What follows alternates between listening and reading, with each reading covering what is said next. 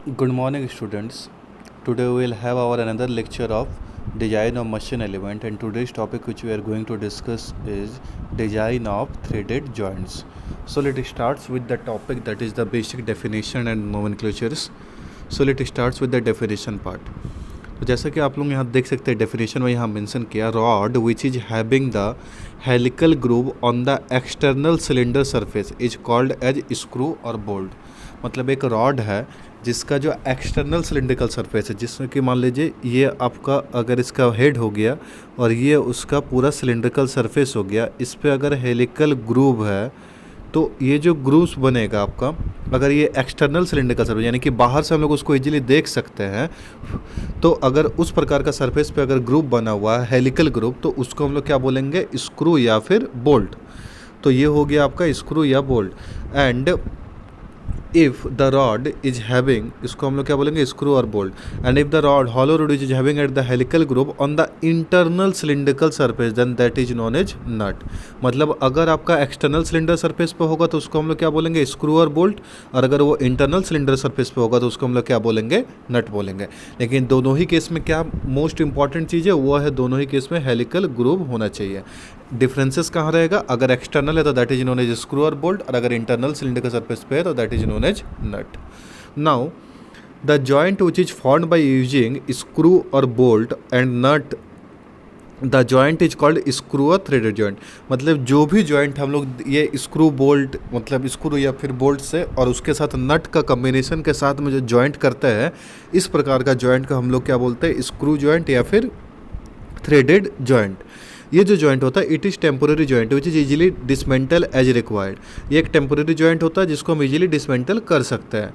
इन general भी threads are use to joint, और सबसे ज़्यादा इस्तेमाल हम लोग इस जगह पे जब भी थ्रेडेड जॉइंट्स का इस्तेमाल करते हैं तो उसमें सबसे ज़्यादा इस्तेमाल कौन सा थ्रेड का करते हैं हम लोग, भी थ्रेड्स का ही इस्तेमाल करते हैं हम लोग डेली लाइफ में सबसे ज़्यादा थ्रेडेड जॉइंट के रूप में।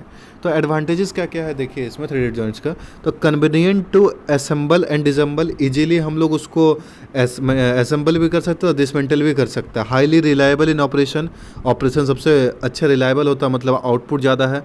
Wide range of screw joint is available, बहुत ज़्यादा स्क्रू जॉइंट अवेलेबल भी रहता है मार्केट में। रिलेटिवली चीप फॉर प्रोडक्शन, इसका कॉस्ट भी है वो कॉप है। Gives high clamping force, clamping force भी ये हाई प्रोवाइड करता है, मतलब इसको होल्ड करने में जो फोर्स चाहिए रहता है वो भी हाई प्रोवाइड करता है। डिसएडवांटेजेस क्या है इसका, स्ट्रेस कंसंट्रेशन इन थ्रेड, जो स्ट्रेस कंसंट्रेशन थ्रेड्स में रहता है वो यूनिफॉर्मली डिस्ट्रीब्यूट नहीं रहता, वो एक डिसएडवांटेज है।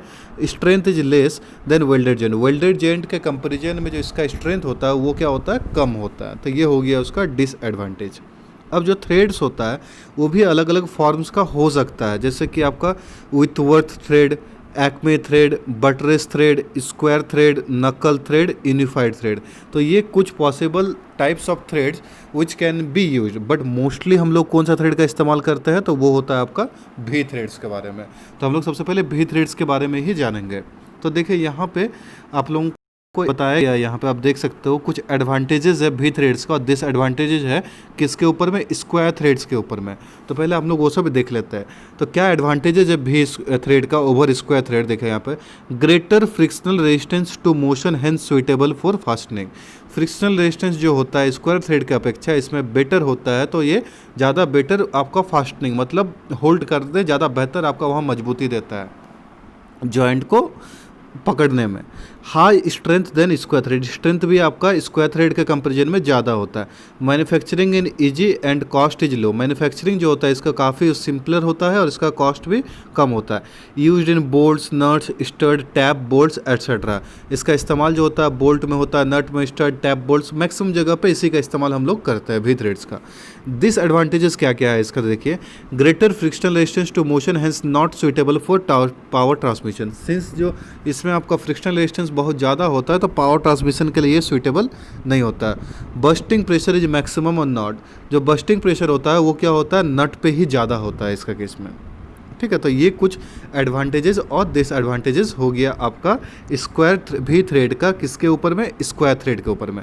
अब हम लोग कुछ टर्मिनोलॉजीज़ के बारे में जानेंगे। लिटरली भी थ्रेड्स का एप्लीकेशन सबसे ज़्यादा है तो उसका कुछ टर्मिनोलॉजीज़ के बारे में जानेंगे कि क्या क्या आपका टर्मिनोलॉजीज भी थ्रेड्स का होता है। तो आप यहाँ पे देख सकते हो, यहाँ पे कुछ टर्मिनोलॉजीज़ के बारे में बताया गया है। जैसे कि आप यहाँ देख रहे हो, ये जो हो गया मेजर डायमीटर और आउटसाइड डायमीटर, यानी कि मैक्सिमम जो डायमीटर है, ये हो गया आपका इफेक्टिव पिच डायमीटर। मतलब दोनों ही जो आपका जो ग्रैप प्लॉटेड रहता है, दोनों का जो मिड पॉइंट पिच पॉइंट से जो होता है, पिच पॉइंट्स के बीच का जो upper lower and the top most and the bottom and के बीच का जो डिस्टेंस होगा वो हो जाएगा आपका पिच डायमीटर। ये हो गया जो मिनिमम डायमीटर हो गया, वो हो गया माइनर डायमीटर और रूट और कोर डायमीटर। ये हो गया आपका, नीचे में देख सकते हैं ये जो डिस्टेंस हो गया इसको हम लोग स्लोप बोलते हैं। ये जो डाउनवर्ड डेप्थ है, मतलब जो आपका माइनर डायमीटर और जो यहाँ पे मैक्सिमम डायमीटर यानी कि पिच डायमीटर और मैक्सिमम डायमीटर के बीच का जो गैप बच जा रहा है उसी को हम लोग क्या बोलते हैं, डेप्थ बोलते हैं। ये हो गया आपका रूट, जो एंड पॉइंट हो गया। दोनों जो आपका थ्रेड्स होगा, बीच का डिस्टेंस जो होगा वो क्या हो जाएगा आपका, पिच हो जाएगा। ये हो जाएगा आपका पिच सिलेंडर हो गया, ये माइनर सिलेंडर हो गया, मेजर सिलेंडर। उसी के अकॉर्डिंग इधर हम डायमीटर जो सब आपको बताए हैं लेफ्ट साइड में। ये हो गया आपका पिच लाइन, ये हो गया आपका पिच पॉइंट, ये हो गया दोनों के बीच का जो एंगल बनेगा दो आपका थ्रेड्स के बीच का, उसको हम लोग बोलेंगे थ्रेड एंगल। जो टॉप पॉइंट हो जाएगा आपका उसको हम लोग क्या बोलेंगे, क्रेस्ट बोलेंगे। और जो आपका मिड में जो बॉटम पॉइंट हो जाएगा उसको हम लोग क्या बोलेंगे, फ्लैंक बोलेंगे। ये हो गया हाफ इंटू बेस पिच। तो ये सारा बेसिक्स नोमेनक्लेचर है जिसका हम लोग इस्तेमाल करते हैं कोई भी थ्रेड्स को डिफाइन करने के लिए। अभी एक एक पॉइंट्स को हम डिफाइन किए हैं, तो आप लोग एक एक का जो डेफिनेशन है उसको भी नोट डाउन कर लीजिए। जैसे कि सबसे पहले है आपका मेजर डायमीटर। तो मेजर डायमीटर क्या होता है, it is the largest diameter of an internal और एक्सटर्नल स्क्रू थ्रेड। जो सबसे बड़ा डायमीटर होगा कोई भी स्क्रू थ्रेड का उसको हम लोग क्या बोलते हैं, मेनली मेजर डायमीटर बोलते हैं। It is also called as nominal diameter, इसको हम लोग नॉमिनल डायमीटर के नाम से भी जानते हैं। दूसरा है क्या आपका माइनर डायमीटर। माइनर डायमीटर क्या होता है, it is the smallest diameter of an internal और एक्सटर्नल स्क्रू थ्रेड। जो आपका कोई भी इंटरनल या एक्सटर्नल स्क्रू थ्रेड का जो सबसे छोटा वाला डायमीटर होता है उसी को हम लोग क्या बोलते हैं, माइनर डायमीटर बोलते हैं। और इसका दूसरा नाम क्या होता है, कोर डायमीटर भी इसको बोलते हैं। मतलब मेजर डायमीटर को हम लोग नॉमिनल डायमीटर के नाम से भी जानते हैं, और या फिर आउटसाइड डायमीटर भी बोलते हैं उसको, और माइनर डायमीटर को हम लोग कोर डायमीटर का नाम से भी जानते हैं, या फिर रूट डायमीटर भी इसको बोलते हैं। तीसरा है आपका पिच सर्कल डायमीटर। तो ये क्या होता है, it is the imaginary diameter which is passing through the mean of major and minor diameter. ये जो आपका एक इमेजिनरी डायमीटर होता है जो कहाँ पास करता है, आपका मीन में, मतलब मेजर और माइनर डायमीटर का मिड पॉइंट पे। जो हम ये वाला बताया था आप लोगों को, इसी को जो मेजर और माइनर डायमीटर का जो मिड पॉइंट होता है वहाँ से जो डिस्टेंस हम लोग मेजर करते हैं या फिर जो पास करता है लाइन, उसी को हम लोग क्या बोलते हैं, पिच सर्कल डायमीटर। नेक्स्ट आता है आपका पिच के बारे में। तो पिच क्या होता है, देखिए, it is the distance between a point on one thread to the corresponding point on the next adjacent thread. अभी हम बताए पिच क्या, दो जो थ्रेड्स होता है दोनों के बीच का दूरी। मतलब अगर एक पॉइंट का हम कंसिडर करें किसी थ्रेड का, उसी पॉइंट से दूसरा थ्रेड का उसी पॉइंट तक का जो डिस्टेंस होगा उसको बोलेंगे हम लोग, उसका पिच बोलेंगे। मतलब अगर फ्लैंक से फ्लैंक का या फिर आपका क्रेस्ट से क्रेस्ट का, हमेशा ऐसा नहीं कि क्रेस्ट से फ्लैंक का, ठीक है। तो जिस पॉइंट से हम लोग कंसिडर करेंगे एडजेसेंट थ्रेड का भी उसी पॉइंट तक का जो डिस्टेंस हो जाएगा उसी को हम लोग क्या बोलेंगे, पिच बोलेंगे। तो पिच बराबर, जैसे कि मान लीजिए ये आपका एक थ्रेड का असेंबलिंग है, तो अगर हम इस पॉइंट से डिस्टेंस मेजर करें तो यहाँ से लेकर यहाँ तक होगा। अब यहाँ से लेकर अगर हम लोग यहाँ बीच से स्टार्ट करें तो यहाँ से लेकर इसका बीच तक का, तो ये भी पिच होगा पी, ये भी पिच होगा पी। लेकिन अगर हम लोग यहाँ से स्टार्ट कर रहे हैं और यहाँ से लेकर यहाँ तक जाएंगे तो ये पिच नहीं कहलाएगा। मतलब जिस भी पॉइंट से अगर उसका स्टार्टिंग पॉइंट पहला थ्रेड का स्टार्ट कर रहे हैं तो दूसरा थ्रेड का भी स्टार्टिंग पॉइंट तक मेजर करेंगे, उसका मिड पॉइंट से करें तो मिड पॉइंट तक लेंगे, एंड पॉइंट से ले रहे तो एंड पॉइंट तक लेंगे। मतलब पहला थ्रेड का जिस पॉइंट से हम लोग मेजर करना स्टार्ट करेंगे, नेक्स्ट जो एडजेसेंट थ्रेड होगा उसका भी उसी पॉइंट तक का जो डिस्टेंस होगा उसी को हम लोग क्या बोलते हैं, पिच बोलते हैं, ठीक है।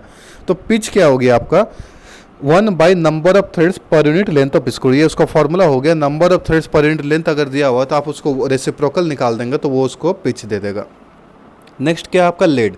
लेड क्या होता है, it is the distance through which a screw advances exactly one rotation of nut.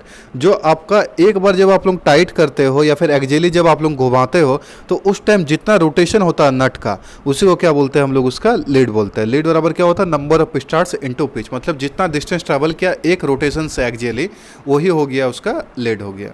Right hand threads. Right hand threads क्या होता है, when the nut assembled on the screw is given clockwise rotation. मतलब जो nut है हम उसको क्या किए, एक क्लॉकवाइज रोटेशन प्रोवाइड किया, क्लॉकवाइज घुमाए उसको। And leading to the tightening of the joint. और जब इसको हम क्लॉकवाइज रोटेट किए तो अल्टीमेटली जो नट है वो क्या हो गया, आपका जो जॉइंट है वो क्या हो गया, टाइट हो गया। Then this type of thread is known as right hand thread. मतलब अगर हम लोग क्लॉकवाइज रोटेशन होने के बाद अगर जॉइंट टाइट होता है then that type of threads are known as right hand thread. जैसे ये उसका फिगर दिया हुआ है आपका। लेफ्ट हैंड थ्रेड क्या होगा, when the nut assemble on the screw is given clockwise rotation leading to loosening of joint. मतलब अगर क्लॉकवाइज रोटेशन देने पर आपका जो जॉइंट होता है वो लूज कर रहा है तो that type of thread is known as left hand thread. मतलब अगर क्लॉकवाइज रोटेशन देने पर टाइट होता तो उसको राइट हैंड थ्रेड बोलेंगे, अगर क्लॉकवाइज रोटेशन होने पर वो अगर आपको लूज होता तो उसको हम लोग लेफ्ट हैंड थ्रेड बोलेंगे। ये उसका फिगर हो गया। नेक्स्ट हम लोग जानेंगे जो बोल्ट्स होता है आपका, जो स्क्रू फास्टनिंग का अलग अलग टाइप क्या है। देखो यहाँ पे थ्रू बोल्ट होता है, टैप बोल्ट होता है, स्टड होता है। तो थ्रू बोल्ट क्या है, it is the cylindrical bar with threads at one end for nut and head at other end. The cylindrical part is known as send. मतलब थ्रो बोल्ट जो होगा वो कैसा होगा, ये एक प्रकार का सिलिंड्रिकल बार होगा, जैसे ये फिगर दिया हुआ है आपका। एक प्रकार का सिलिंड्रिकल बार होगा जिसका एक एंड में थ्रेड होगा जो कि नट के काम आएगा और इसका जो हेड होगा वो दूसरे एंड में होगा। तो इस प्रकार का अगर शेप रहेगा तो इसको हम लोग क्या बोलते हैं, थ्रू बोल्ट बोलते हैं। टैप बोल्ट किसको बोलेंगे, it is the cylindrical bar with threads over entire length. जैसे कि आप देख सकते हो यहाँ पे थ्रेड्स है पूरा एंटायर लेंथ में and screwed into tapped hole for fastening. और इसको टैप्ड होल में स्क्रू कहते हैं, इसका एंड आप देख सकते हो फास्टनिंग के लिए। तो इस प्रकार का जजमेंट रहेगा, इसको हम लोग क्या बोलेंगे, टैप बोल्ट बोलेंगे। तीसरा है आपका स्टड। स्टड किसको बोलेंगे, it is the cylindrical bar with threads at both and. दोनों ही एंड पे आपका क्या होगा, थ्रेड होगा, यहाँ पर भी होगा, अप भी होगा। But one end is screwed into tapped hole and other end is nut for fastening. One end जो है वो आपका टैप्ड होल के लिए और दूसरा क्या है आपका नट का फास्टनिंग के लिए बनाएगा। जैसे आप ये देख सकते हो, ये एंड और ये एंड को। तो इस प्रकार का जो अरेंजमेंट होगा उसको हम लोग क्या बोलेंगे, स्टड बोलेंगे।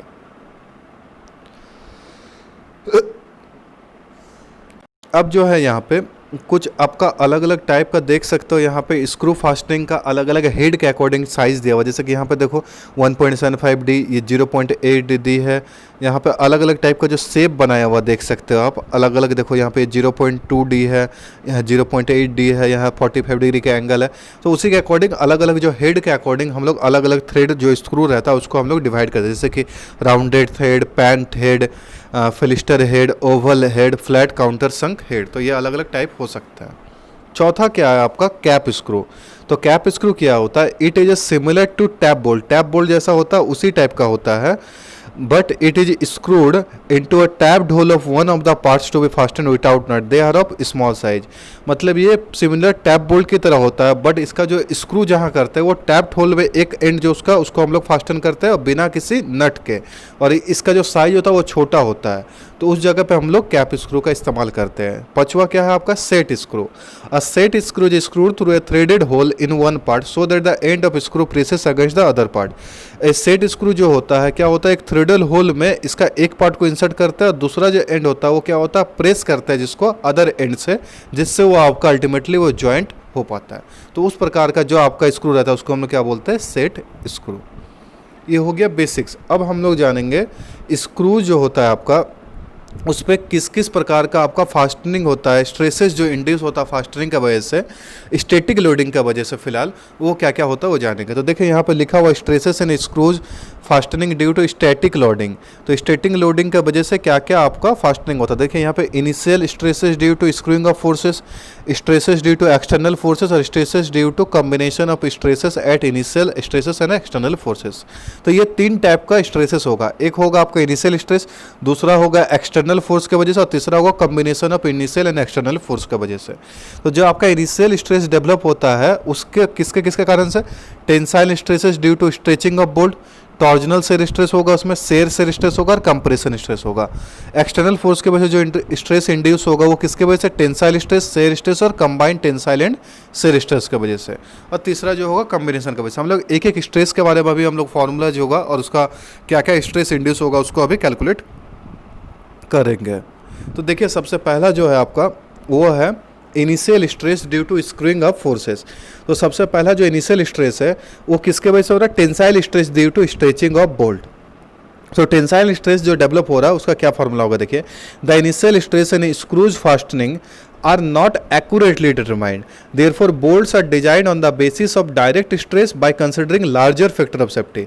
मतलब जो इनिशियल स्ट्रेस जो आपका स्क्रू फास्टिंग में डिजाइन करता है वो एक्यूरेटली डिटरमाइन नहीं होता, इसीलिए हम लोग फैक्टर ऑफ सेफ्टी को उसको लार्जर वैल्यू कंसिडर करते हैं ताकि कोई फेल्योर ना हो. The initial tension in the bolt based on experiment में फाउंड बाय एम्पिरिकल इक्वेशन. जो इनिशियल टेंशन है वो उसको इस फॉर्मूला से हम लोग निकाल सकते हैं कि अगर पहला केस जो वो फ्लूइड टाइट जॉइंट होता है, ये क्या होता है हम बताएंगे. फ्लूइड टाइट जॉइंट है अगर, तो उस पर क्या होगा, पी आई और P1 equals to 2840 into D not.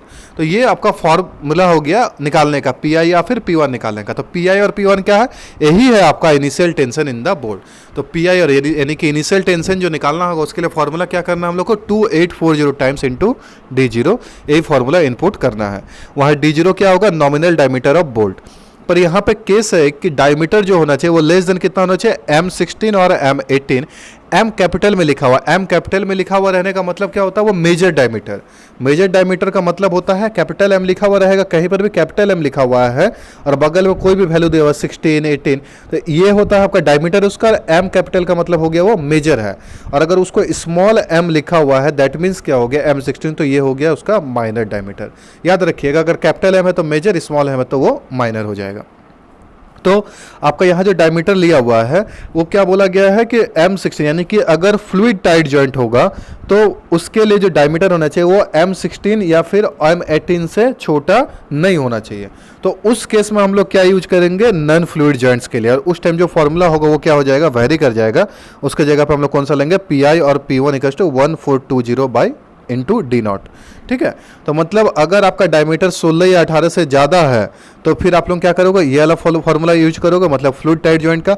अगर उससे कम हो तो नॉन फ्लूइड टाइट जॉइंट का फॉर्मूला इस्तेमाल करोगे, ये वाला आप लोग. ठीक है, नेक्स्ट आता है आपका बोल्ट विदाउट इनिशियल स्ट्रेस. अगर रहता है तो मतलब वही सेम टेंशन ही निकालना, लेकिन अगर इनिशियल स्ट्रेस बोल्ट पे नहीं है तो उसके लिए क्या करना है आपको, P बराबर डायरेक्टली सिग्मा इंटू ए. सिग्मा क्या हो जाएगा आपका, उसका इनिशियल टेंसाइल स्ट्रेस जो है उसको आपको डिटरमाइन करना है, और ए हो जाएगा उसका स्ट्रेस एरिया. तो आराम से आप टेंसाइल स्ट्रेस इंटू एरिया को मल्टीप्लाई कर दोगे तो आपको इजीली निकल जाएगा. तो इससे आपका P जो है वो आपका इनिशियल टेंशन जो है बोल्ट में वो निकल जाएगा. ठीक है, तो अब उसके लिए स्ट्रेस एरिया का जो फॉर्मूला हो जाएगा वो क्या हो जाएगा आपका, स्ट्रेस एरिया वाला π/4 into D plus DC²/2. D हो गया पिच डायमीटर, DC हो गया आपका कोर डायमीटर.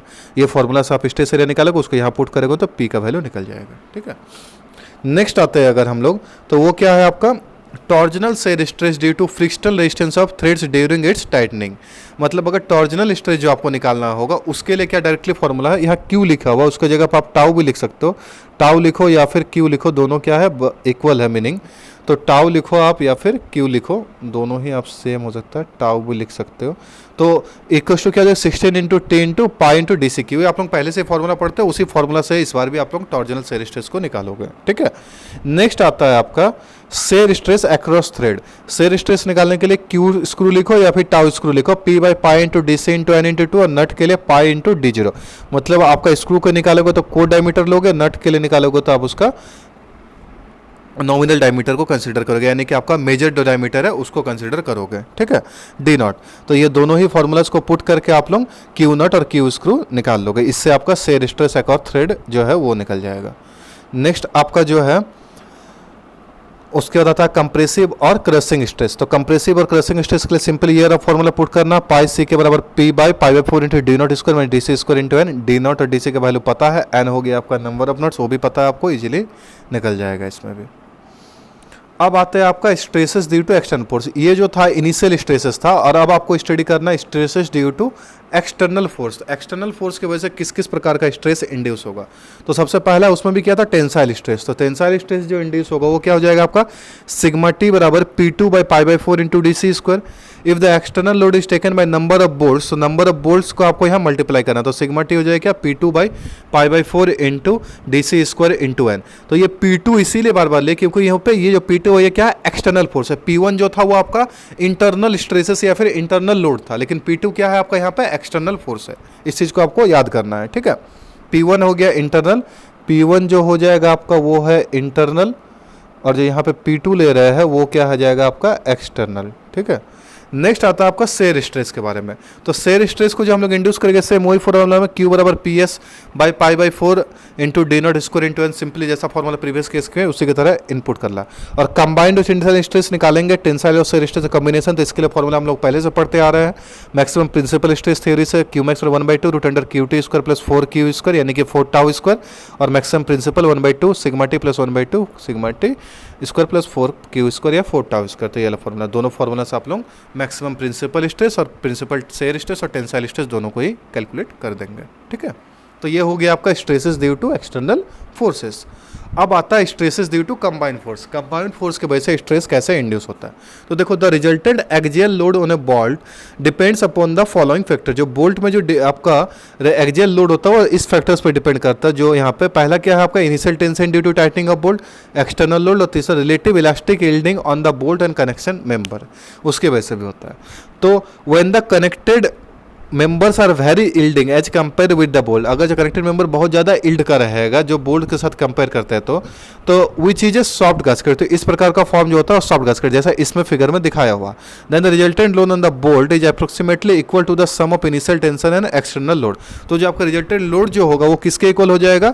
इनिशियल टेंशन और एक्सटर्नल लोड का इक्वल हो जाएगा, यानी दोनों का ही इक्वल कर देंगे तो सिंपली मेरा अल्टीमेटली जो रिजल्टेंट लोड है वो निकल जाएगा। मतलब 1 + 2 कर देंगे तो पहला वाला जो 1 ये वाला 1 और 2 का ऐड कर देंगे तो सिंपली एक्सटर्नल लोड निकल जाएगा। लेकिन अगर आपका जैसे दूसरा केस में है जो आपका जो गास्केट है वो सॉफ्ट नहीं रहा, तो जैसे कि आपको यहाँ पे हम लिखे हैं when the bolt is very yielding as compared to the connected member as shown in figure, that the resultant load will be either the initial tensor or the external load whichever is greater। तो अगर आपका gasket जैसे कि दूसरा case में यहाँ पर बताया है आपका कि गास्केट अगर आपका सॉफ्ट नहीं होता है तो क्या होगा, आपको वहाँ पे कंसिडर करना पड़ेगा उसको, मतलब यहाँ पे दोनों में से किसी एक को कंसिडर करना पड़ेगा रिजल्टेंट लोड के लिए, आइदर इनिशियल टेंसल को या फिर आपका एक्सटर्नल लोड को, जो भी आपका ज़्यादा होगा उसको। तो रिजल्टेंट लोड क्या हो जाएगा? P = P1 + A × 1 + A × P2, या फिर P = P1 + K × P2। A/1 + A क्या लिख सकते हैं उसको एक कांस्टेंट के रूप में K। वहाँ पे क्या क्या देखो, यहाँ पे P1 हो जाएगा initial tension due to tightening of bolt, जिसको इस फॉर्मूला से निकाल दोगे। P2 एक्सटर्नल लोड है जो आपको ऑलरेडी दिया रहेगा। A जो है वो क्या, ratio of elasticity of connected parts to the elasticity of bolt. और for soft gasket as large bolt the value of A is high and K is approximately equal to 1। तो K का जो value होगा वो 1 लेते हैं हम लोग जनरली सॉफ्ट गास्केट और लार्ज बोल्ट के लिए। फॉर हार्ड गास्केट और metal to metal contact surfaces the value of A is small, the resultant load mainly due to. तो देखिए यहाँ पे अलग अलग जो है मेटल टू मेटल जॉइंट के लिए K का वैल्यू यहाँ से यहाँ होगा, हार्ड कॉपर के लिए ये होगा, सॉफ्ट कॉपर के लिए होगा, सॉफ्ट पैकिंग के लिए होगा, सॉफ्ट पैकिंग स्टड के लिए होगा। तो ये अलग अलग जो वैल्यूज होगा यहाँ पे हम आप लोगों को दे दिए हैं, जो अलग अलग आप लोगों को जगह पे K का वैल्यू क्या क्या इनपुट करेंगे ये आपको पता चलेगा। तो ये ओवरऑल हो गया आपका स्क्रू थ्रेड और थ्रेडेड जॉइंट्स के बारे में जो डिफरेंट टाइप का टेंशन है। आई होप ये सारा चीज़ समझ में आ गया आप लोगों का। सो आज हम यही सेशन ख़त्म करते हैं। Thank you for your attention in the class. अगर कोई डाउट आता है तो you can freely ask me. Thank you.